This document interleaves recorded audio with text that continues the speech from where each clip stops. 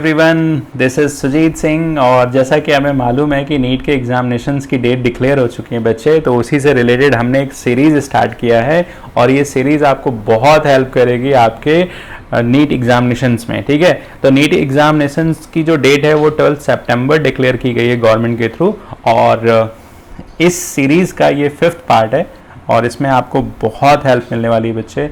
तो मैं आप सभी को रिक्वेस्ट करूंगा कि ज़्यादा से ज़्यादा लोगों में आप शेयर कीजिए जो स्पेशली नीट के लिए प्रिपेयर कर रहे हैं बच्चे, तो उनको बहुत हेल्प मिलेगी। क्योंकि इस सीरीज़ में हम पुराने प्रीवियस ईयर के क्वेश्चंस को डिस्कस करते हैं, उनके कॉन्सेप्ट्स को अंडरस्टैंड करते हैं, और ये भी हम स्ट्रेटजाइज करते हैं बच्चे कि आपको नीट एग्जामिनेशन में अपने क्वेश्चंस को सॉल्व करने के लिए क्या अप्रोच लेके चलना है। ठीक है, तो साथ में मुझे आप इंस्टाग्राम पे भी फॉलो कर सकते हैं, वहाँ पे भी आपको बहुत सारे इंपॉर्टेंट डायग्राम्स मिलते हैं जो आपके पढ़े हुए कॉन्सेप्ट्स को रिकॉल करने में हेल्प करते हैं। ठीक है बच्चे, और साथ में अगर आप इस क्लास की पीडीएफ लेना चाहते हैं तो मुझे आप इस व्हाट्सएप नंबर पर टेक्स्ट कर सकते हैं अपना नाम अपना क्लास के साथ, और आपको यहाँ पर बहुत सारी इन्फॉर्मेशंस भी मिलेगी, साथ में सभी क्लास की पीडीएफ लेक्चर्स भी मिलेंगे। ठीक है, तो चलो स्टार्ट करते हैं बच्चे। बट एक सभी से रिक्वेस्ट है कि इस वीडियो लेक्चर सीरीज़ को ज़्यादा से ज़्यादा लोगों में आप शेयर कीजिए, और अगर आपको ये सीरीज़ पसंद आ रही है बच्चे तो मुझे कमेंट करके बताइए, ताकि मैं और भी आने वाले टाइम में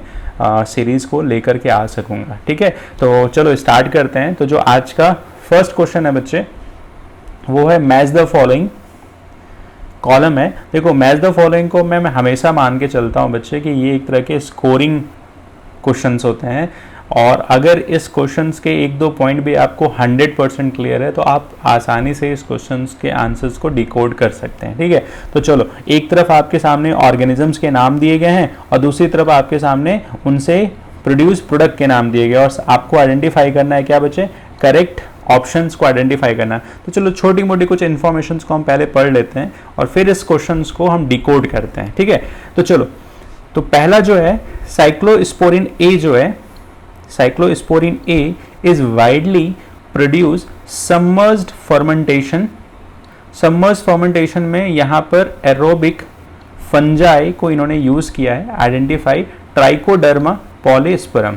ठीक है, तो देखो साइक्लोस्पोरिन का जो प्रोडक्शन है वो सबमर्ज्ड फर्मेंटेशन के थ्रू प्रोड्यूस किया जा रहा है, और एरोबिक फंजाई, और ये फंजाई है ट्राइकोडर्मा पॉलीस्पोरम। ठीक है, एक तो इन्फॉर्मेशन ये आ गया कि साइक्लोस्पोरिन ए जो है वो एरोबिक फंजाई की हेल्प से प्रोड्यूस करते हैं, और प्रोसेस का नाम है बच्चे सबमर्ज्ड फर्मेंटेशन प्रोसेस। ठीक है, दूसरा प्रोसेस जो है बच्चे, दूसरा अगर ऑर्गेनिजम्स के बारे में देखें तो क्लोस्ट्रिडियम जो जीनस है वहाँ से क्या प्रोड्यूस होता है, ब्यूटारिक एसिड, और ब्यूटारिक एसिड भी एक तरह से फर्मेंटेशन प्रोसेस की हेल्प से ही प्रोड्यूस हो रही है। तो butyric acid fermentation is characterise of several obligate anaerobic bacteria.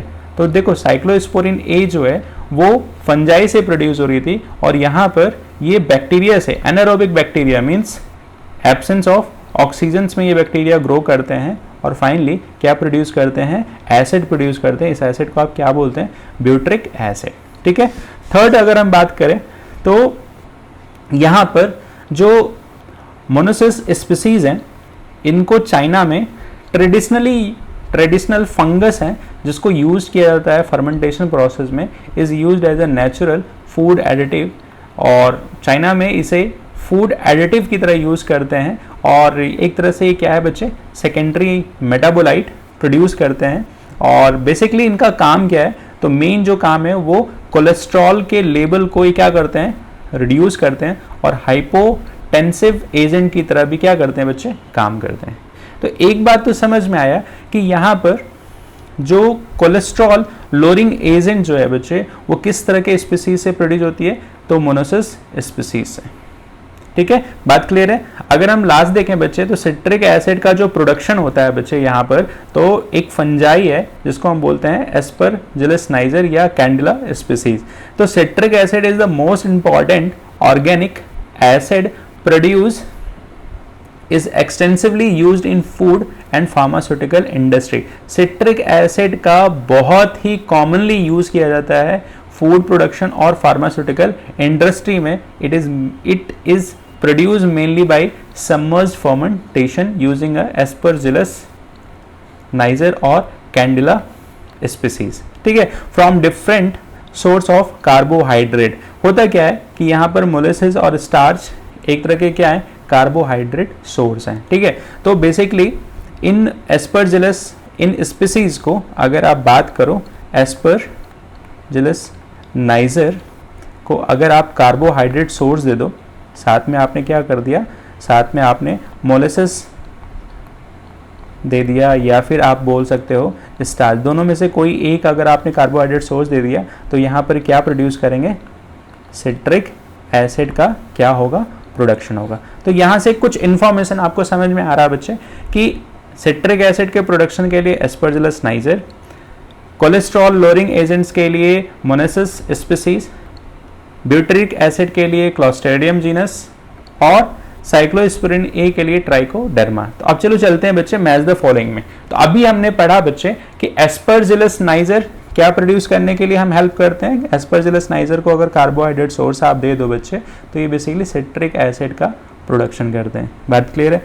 और अगर आप देखो ए का, डी का थर्ड ऑप्शन, तो डी का थर्ड ऑप्शन केवल दो केस में है, एक तो सेकेंड और थर्ड। तो आप केवल एक ऑप्शन से ये एलिमिनेट कर सकते हैं कि ऑप्शन फर्स्ट नहीं हो सकता, ऑप्शन फोर्थ नहीं हो सकता, हो क्या सकता है, सेकंड या थर्ड। तो 50% ऑप्शंस को आपने क्या कर दिया, एलिमिनेट कर दिया जस्ट फॉर सिंगल इंफॉर्मेशन से, ठीक है।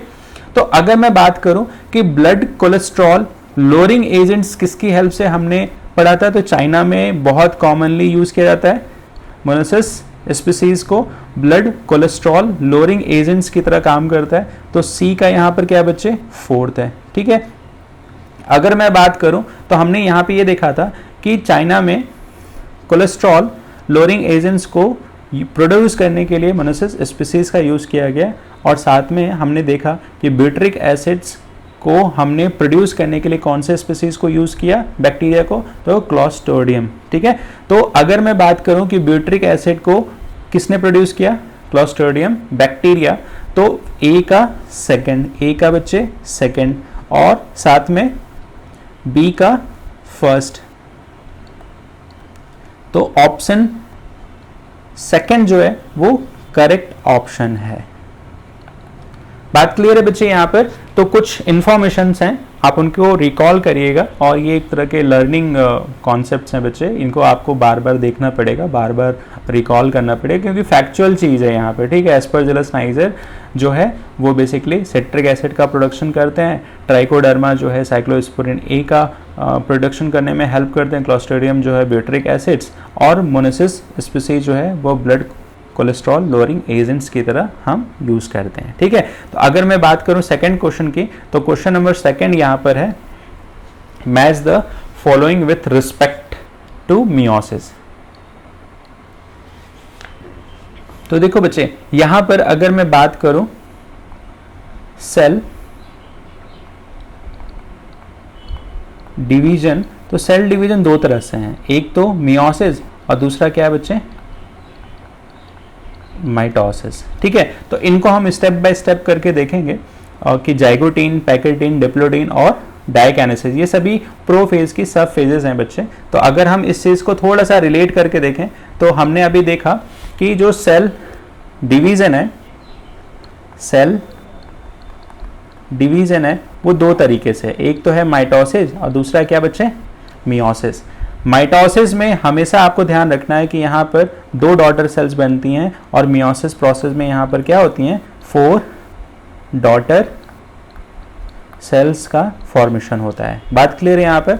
तो एक चीज़ तो समझ में आया कि जो सेल डिवीजन है वो दो तरीके से चलती है, एक माइटोसिस और दूसरी बच्चे मियोसिस। माइटोसिस में 2 डॉटर सेल्स बनती हैं, मियोसिस में 4 डॉटर सेल्स बनती हैं, ठीक है। इन चीज़ों को हम बहुत डिटेल में देखे हैं, आप चैनल के प्लेलिस्ट में जाकर के लेक्चर्स को देख सकते हैं, वहाँ पर इन प्रोसेस को हमने बहुत डिटेल्स में डिस्कस किया है, ठीक है बच्चे।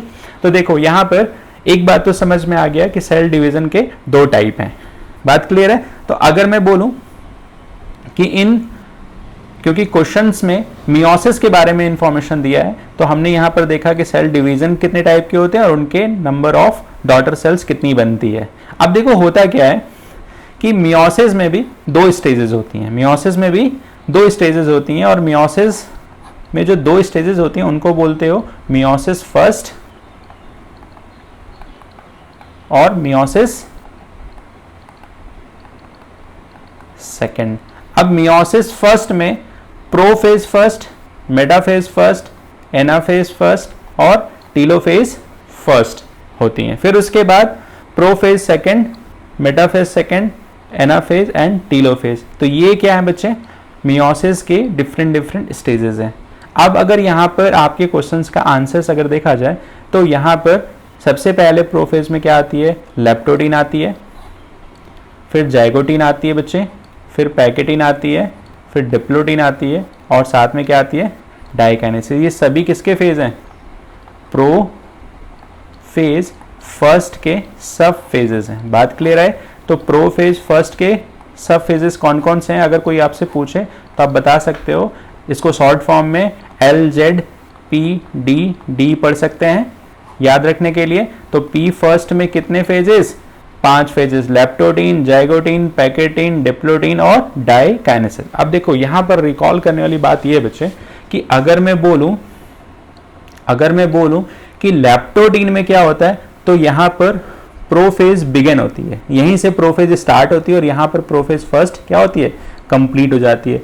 तो प्रोफेज अगर क्वेश्चंस में आप देखो तो यहाँ पर मैच द फॉलोइंग करना है, लेप्टोडीन, जाइगोटीन, पैकेटीन, डिप्लोटीन और डाइकाइनेसिस। तो यहाँ पर अगर आप देखो बच्चे तो जाइगोटीन में क्या होता है, तो जाइगोटीन में साइनेप्सिस या आप कह सकते हो साइनेप्टोमियल कॉम्प्लेक्स का फॉर्मेशन होता है। तो साइनेप्सिस यहाँ पर प्रोसेस क्या हो रही है, बिगिन हो रही है।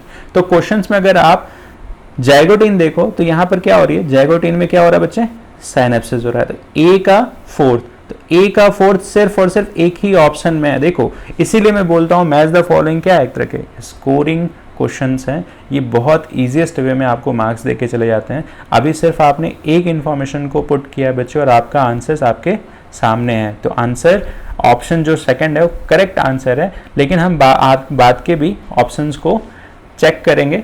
तो जाइगोटीन में क्या होता है, साइनेप्टोमियल कॉम्प्लेक्स का सिंथेसिस होना स्टार्ट हो जाता है, या आप कह सकते हो ये साइनेप्टोमियल कॉम्प्लेक्स फॉर्म हो जाता है। ठीक है। पैकेटिन में क्या होता है बच्चे, तो पैकेटिन में क्रॉसिंग ओवर होता है, मतलब डीएनए का क्या होता है, एक्सचेंज होता है। मींस यहाँ पर अगर मैं बोलूँ तो सपोज ये सेंट्रोमियर है और ये सिस्टर क्रोमैटिड्स हैं। तो बेसिकली होता क्या है कि जो ये सेंट्रोमियर है और ये सिस्टर क्रोमैटिड्स हैं, आपस में क्या होते हैं बच्चे, क्रॉसिंग ओवर। मींस इन दोनों के बीच में क्या होगा, क्रॉसिंग ओवर होने लगेगा नॉन सिस्टर क्रोमैटिड्स के बीच में। तो अगर क्वेश्चन में आप देखो तो बेसिकली पैकेटिन में क्या हो रहा है बच्चे, तो पैकेटिन में क्रॉसिंग ओवर। तो बी का थर्ड, तो बी का क्या है बच्चे, थर्ड। इसी तरीके से अगर आप देखो तो डिप्लोडिन में क्या हो रहा है बच्चे, तो डिप्लोडिन में काइस्माटा फॉर्मेशन हो रहा है और डाइकाइनेसिस में क्या हो रहा है, तो टर्मिनलाइजेशन हो रहा है। तो अगर आप इस डायग्राम को देखो बच्चे तो डायग्राम से आपको क्लियर हो जाएगा कि जाइगोटीन में क्या हो रहा है, सिनेप्सिस का फॉर्मेशन हो रहा है, पैकेटिन में क्या हो रहा है, क्रॉसिंग ओवर हो रहा है, डिप्लोडिन में साइनेप्सिस प्रोसेस कंप्लीट हो जा रहा है, या आप बोल सकते हो chiasmata visible within bivalent form. ठीक है। और डाइकाइनेसिस में क्या हो रहा है, तो टर्मिनलाइजेशन हो रहा है। जो सिस्टर क्रोमैटिड्स आपस में जेनेटिक जीन्स को एक्सचेंज कर रही हैं वो फाइनली कंप्लीट हो जा रहा है और वो फाइनली क्या हो रही हैं, सेपरेट हो जा रही है। इसीलिए आप बोलते हैं इसको टर्मिनलाइजेशन। बात क्लियर है बच्चे। तो चलो नेक्स्ट क्वेश्चन देखते हैं। ये कुछ छोटी छोटी इन्फॉर्मेशन है, आप इसको रिकॉल करना, बार बार इसको देखना बच्चे, ताकि आप बार आसानी से देख करके इसको रिकॉल कर सको। तो क्वेश्चन नंबर जो आप थर्ड है बच्चे, अगर देखो विच of the following hormone level will cause release of ovum. Ovulation process में ओवम का रिलीज होने के लिए कौन सा हार्मोन का लेवल रिस्पॉन्सिबल है, कहाँ से, ग्राफियन फॉलिकल से। तो अगर इसके बारे में कुछ छोटा सा इन्फॉर्मेशन देखें तो बेसिकली होता क्या है, यहाँ पर कुछ इन्फॉर्मेशन है। मीन्स ये नंबर ऑफ डेज रिप्रेजेंट किया है एक्स एक्सेस पे, ठीक है, और यहाँ पर वाई एक्सेस पे क्या इंडिकेट किया है बच्चे, ये समझने के लिए आपके बहुत इंपॉर्टेंट फिगर है बच्चे, इसमें बहुत सारी इंफॉर्मेशंस दी गई हैं। तो अगर मैं बोलूं कि यहाँ पर नंबर ऑफ डेज दिए गए हैं, तो अगर आप देखो तो 1 to 28 और 29 डेज दिए गए हैं यहाँ पर बच्चे। बात क्लियर है। और ये रिप्रेजेंट कर रहा है मेंस्ट्रुअल साइकिल को। मीन्स जो फीमेल बॉडी में मेंस्ट्रुअल साइकिल चलती है वो उसे अंडरस्टैंड करने के लिए यहाँ पर नंबर ऑफ डेज और उनसे रिलेटेड की ओवरी और यूट्रस में कौन कौन से इवेंट चल रहे हैं, तो उसको हम अंडरस्टैंड कर सकते हैं बच्चे कि जो यहाँ पर फीमेल बॉडी में मेंस्ट्रुअल साइकिल चल रही है। तो अगर आप देखो बच्चे तो यहाँ पर मिड फेज में मीन्स 14 डेज पर क्या हो रहा है, ओवल्यूशन की प्रोसेस हो रही है। ओवल्यूशन की प्रोसेस हो रही है means release of ovum. Ovum का क्या हो रहा है, रिलीज हो रहा है कहाँ से, ग्राफियन फॉलिकल से। ठीक है, तो अगर मैं इसको बोलूं कि 1 to 4 डेज या आप बोल सकते हो 4 to 5 डेज होती है, वो ब्लीडिंग फेज होती है, फीमेल ब्लीड करती हैं, तो इसी को हम बोल सकते हैं ब्लीडिंग फेज। 14 डेज में क्या हो रही है, फीमेल बॉडी में अगर आप ओवरी में देखो तो ओवरी के अंदर फॉलिकल्स डेवलप हो रहे हैं और फॉलिकल से क्या हो रहा है, मैच्योर फॉलिकल डेवलप हो रहा है। ग्राफियन फॉलिकल स्टेज में क्या हो रहा है, ओवम रिलीज हो जा रहा है और बचे हुए पार्ट को आप बोल देते हैं कॉर्पस ल्यूटियम। और फाइनली क्या हो रही है, रिग्रेस, कॉर्पस ल्यूटियम डेवलप किया और फिर उसके बाद क्या हो रहा है, रिग्रेसिंग हो जा रहा है। तो अगर यहाँ पर दो चीजें देखो, पिट्यूटरी ग्लैंड से दो हार्मोन रिलीज हो रहे हैं बच्चे, कौन कौन से, FSH जिसको आप बोलते हैं फॉलिकल स्टिमुलेटिंग हार्मोन और दूसरे को बोलते हो LH जिसको आप बोल सकते हैं ल्यूटिनाइजिंग हार्मोन। तो देखो ओवल्यूशन प्रोसेस में यहाँ पर एक तो पिट्यूटरी ग्लैंड से हार्मोन प्रोड्यूस होते हैं FSH और LH, और दूसरा हार्मोन आप दे सकते हो ओवरियन हार्मोन जिसको बोल रहे हैं एस्ट्रोजन और प्रोजेस्टेरोन।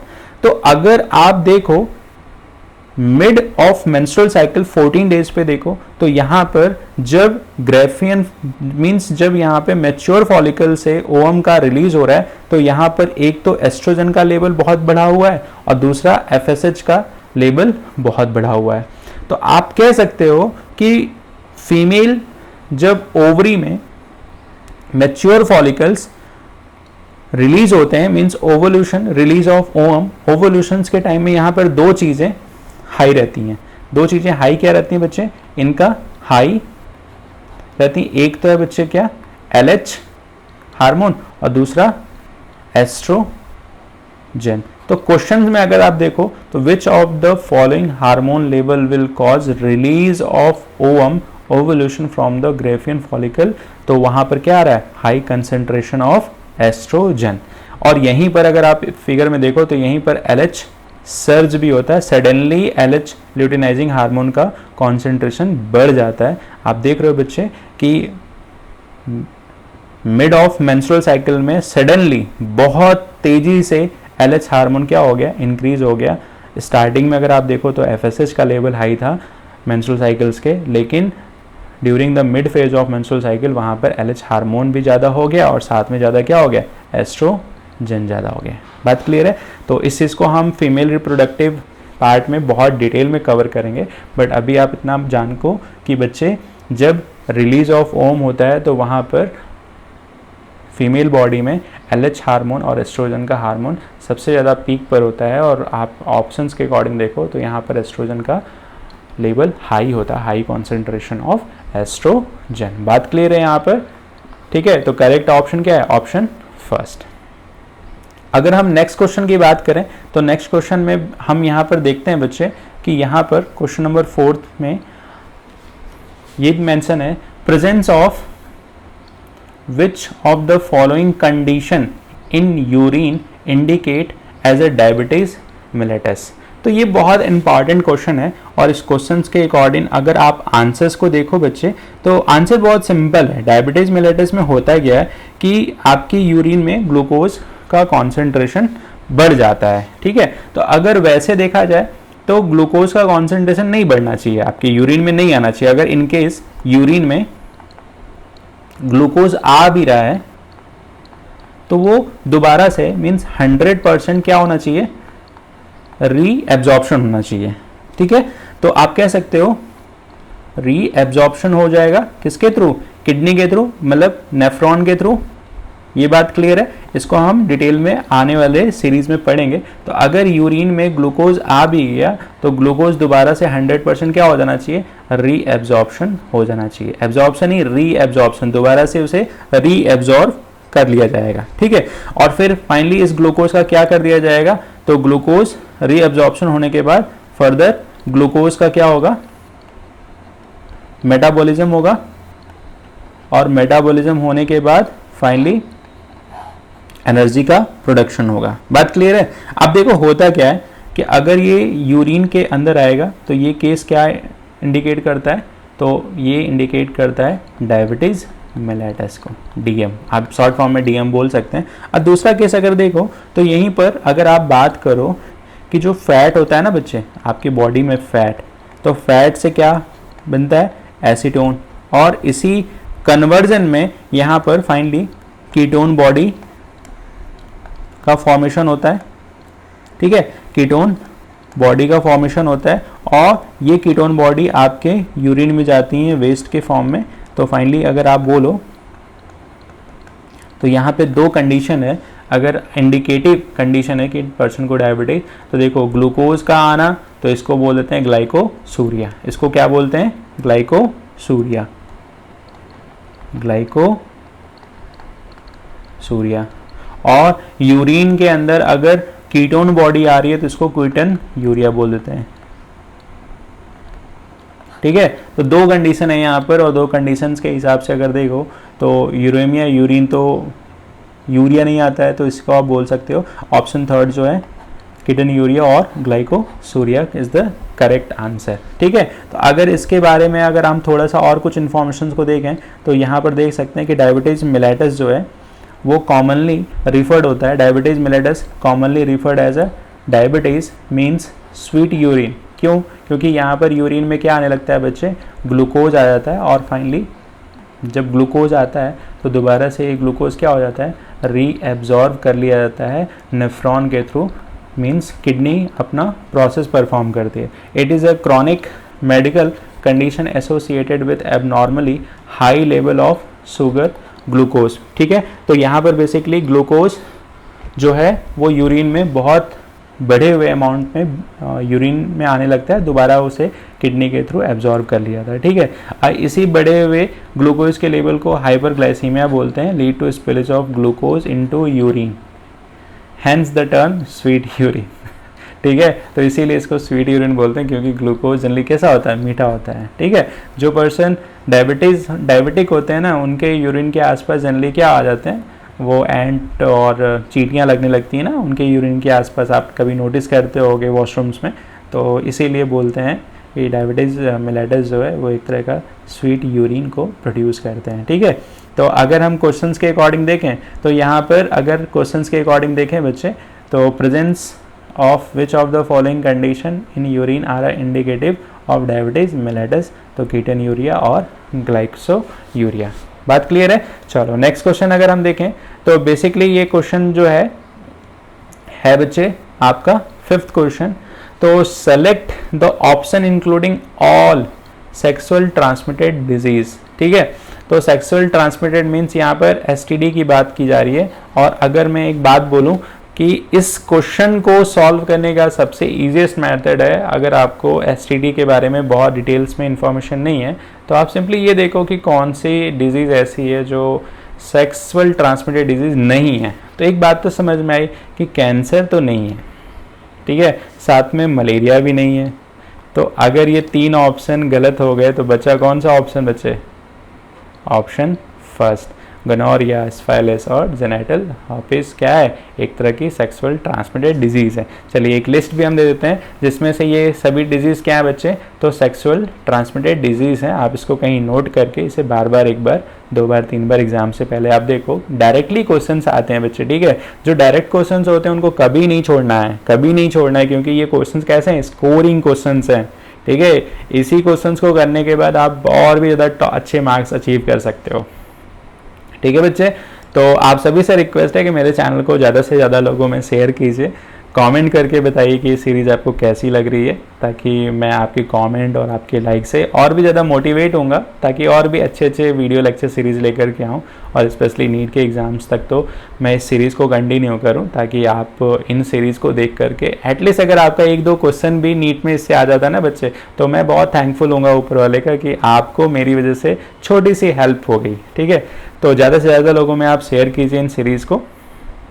चलिए नेक्स्ट क्वेश्चन को अगर हम देखें तो नेक्स्ट क्वेश्चन है बच्चे यहाँ पर, मैच तो basically match the following column and select the correct option, ठीक है। तो मैच द फॉलोइंग कभी आपको बच्चे नहीं छोड़ना है, बहुत इंपॉर्टेंट होते हैं और बहुत इजी मैनर में आप इसको सॉल्व कर सकते हैं, ठीक है। एक चीज़ चलो हम अगर देखें तो डायरेक्टली अगर हम देखें तो स्टेप्स क्या होते हैं, तो बेसिकली ये अटैच्ड होते हैं ओवल विंडो के साथ, ठीक है, बात क्लियर है।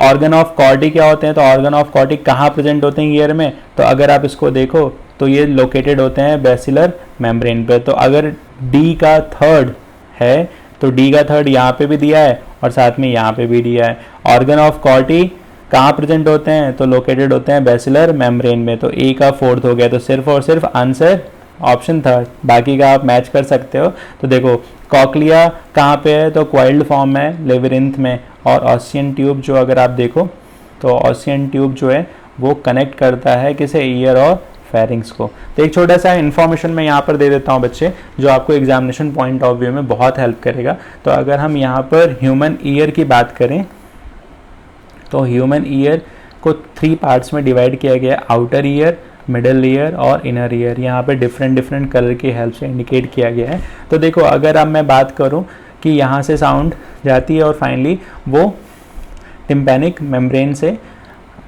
के थ्रू आपकी विंडो के थ्रू होते हुए जाती है। तो देखो यहाँ पर एक स्टेप्स करके है ना, तो स्टेप्स क्या है, एक तरह का ओवल विंडो है। 2 तरह के विंडो होते हैं, ओवल विंडो और राउंड विंडो। 2 तरह के ईयर में विंडो होती हैं जो कनेक्ट करती हैं मिडिल और इनर ईयर के साथ में बच्चे। तो यहाँ पर ओवल विंडो को आप क्या बोलते हो, स्टेप बोलते हो। ऑर्गन ऑफ कॉर्टी कहाँ प्रेजेंट होता है, तो बेसिलर मेम्ब्रेन में, बात क्लियर है। और कॉकलिया क्या है, यहाँ पर क्वाइल्ड फॉर्म है ना लेबिरिंथ स्ट्रक्चर्स का।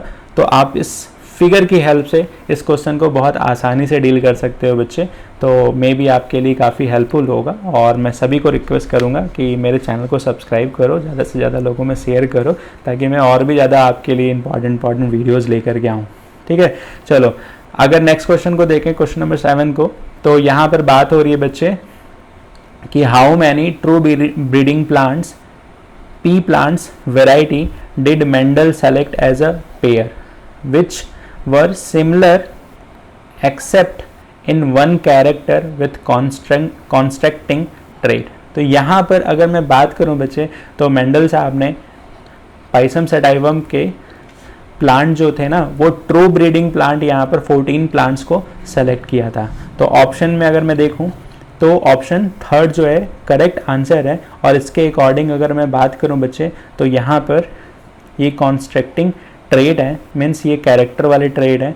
मीन्स देखो यहाँ पर पेयर में अगर देखा जाए तो 7 हैं, ठीक है, लेकिन अगर इनके कॉन्स्ट्रक्टिंग ट्रेड को देखा जाए तो 7 ये ट्रेड, 7 ये ट्रेड, तो टोटल कितने प्लांट सेलेक्ट किए गए, तो 14 पी प्लांट को मेंडल साहब ने सेलेक्ट किए थे और उनको आपस में क्या किया था, क्रॉस किया था, ठीक है। क्रॉस करके वहाँ पर 3 मेंडल के लॉ दिए गए थे और उन लॉ को हमने बहुत details principle and variation of inheritance जो है प्लेलिस्ट में जाकर के आप उन वीडियोस को देख सकते हैं बच्चे। तो वहाँ पर हमने इस चैप्टर को कंप्लीट किया है और बहुत आसानी से आपको चीज़ों को क्लियर होगा। तो इस क्वेश्चन के अकॉर्डिंग आपका जो करेक्ट आंसर है वो ऑप्शन नंबर थर्ड है, ठीक है। नेक्स्ट क्वेश्चन अगर हम देखें, question number 8, which of the following correct about viroids. तो देखो विरियोइड्स और वायरस में एक अंतर होता है बच्चे। वायरस जो होता है ना वो प्रोटीन कैप्सिड से कवर होता है, ठीक है, मीन्स वायरस का जो जेनेटिक इन्फॉर्मेशन है वो प्रोटीन कोड से कवर होता है, लेकिन विरियोइड्स प्रोटीन कोड यहाँ पर एब्सेंट होते हैं। तो अगर मैं देखूँ तो सभी में देखो प्रोटीन कोड है, 2 ऑप्शन है जिसमें विदाउट प्रोटीन कोड है। तो वायरसेस के अंदर मेनली क्या होते हैं, आरएनए जीनोम्स होते हैं, तो यहाँ पर क्या है, डीएनए है। तो करेक्ट ऑप्शन जो है they have free RNA without protein code. तो एक छोटा सा इन्फॉर्मेशन हम दे देते हैं कि वायरसेस को अगर आप देखो और विरियोइड्स में डिफरेंस देखो बच्चे, तो यहाँ पर ये डिफरेंस मिलेगा कि यहाँ पर आपके प्रोटीन कैप्सिड्स प्रेजेंट होते हैं और यहाँ पर ये circular RNA, circular single stranded RNA with some pairing between the complementary bases and loop where no such pairing occurs, ठीक है। तो विरियोइड्स में कभी भी प्रोटीन कैप्सिड नहीं प्रेजेंट होता है, विदाउट होते हैं, ठीक है, इनमें प्रोटीन कैप्सिड एब्सेंट होते हैं। अगर क्वेश्चन नंबर हम 9 देखें तो Montreal protocol was signed in 1987 for control of. तो मॉन्ट्रियल प्रोटोकॉल बेसिकली यहाँ पर ओजोन लेयर के रिस्पेक्ट में फॉर्म हुई थी 1987 में, क्योंकि ओजोन जो है वो बहुत तेज़ी से डिप्लीट हो रही थी बच्चे, तो emission of ozone depletion substance. तो अगर इसके बारे में हम कुछ इन्फॉर्मेशन देखें बच्चे, तो the Montreal protocol on substance that deplete the ozone layer, ठीक है। The Montreal protocol is an international agreement made in 1987. It was designed to stop the production and import of ozone depletion substance and reduce the concentration in the atmosphere that help the earth ozone layer. ये बात clear होगी। तो Montreal protocol जो है basically किसके लिए form की गई थी, तो ओजोन डिप्लीटिंग सबस्टेंस का कम से कम प्रोडक्शन हो। बात क्लियर है। तो अगर मैं यहाँ पर नेक्स्ट क्वेश्चन की बात करूँ, the enzyme enterokinase help in the conversion of, तो देखो एंट्रोकाइनेज जो पेप्टिडेज हार्मोन है ना, वो बेसिकली ट्रिप्सिनोजन को किस में कन्वर्ट करता है, ट्रिप्सिन में कन्वर्ट करता है। तो ये हमेशा याद रखना बच्चे। तो ट्रिप्सिनोजन, इसको हम लोग और डिटेल में पढ़ेंगे आने वाली वीडियोस में, बट अभी आप ये ध्यान रखो कि जो एंट्रोकाइनेज पेप्टिडेज नाम का जो एंजाइम है वो बेसिकली क्या करता है, तो ट्रिप्सिन को ट्रिप्सिनोजन में कन्वर्ट करता है। तो ऑप्शन सेकंड जो है राइट आंसर है। अगर इसके बारे में छोटा सा इन्फॉर्मेशन दें, तो the enzyme enterokinase which is also known as enteropeptidase help in the conversion of trypsinogen to trypsin. ये बात क्लियर है। तो trypsin act on protein and break them for digestion, it occur in the brush border of duodenum, ठीक है।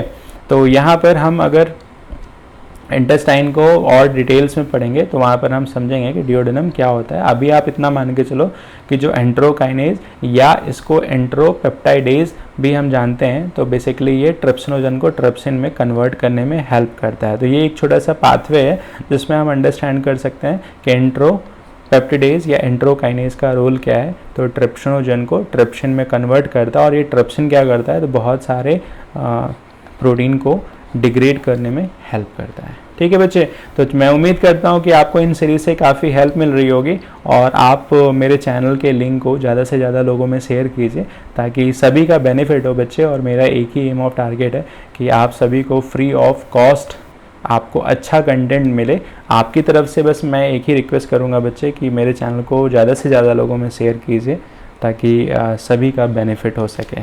Thank you very much to all my lovely audience.